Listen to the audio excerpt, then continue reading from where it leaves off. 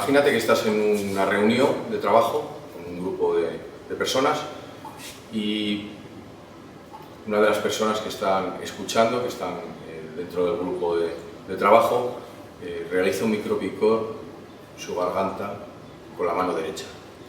Sigues con la reunión, sigues explicando las cosas y observas a otra persona que hace lo mismo pero que lo hace con la mano izquierda, en el mismo sitio pero con la mano izquierda. ¿Serías capaz de interpretar estos dos gestos y saber qué diferencia hay entre uno y el otro? Bien, pues nosotros te lo podemos explicar. Cuando una persona realiza este gesto con la mano derecha, en la garganta tenemos el proceso de comunicación, es la parte con la que comunicamos.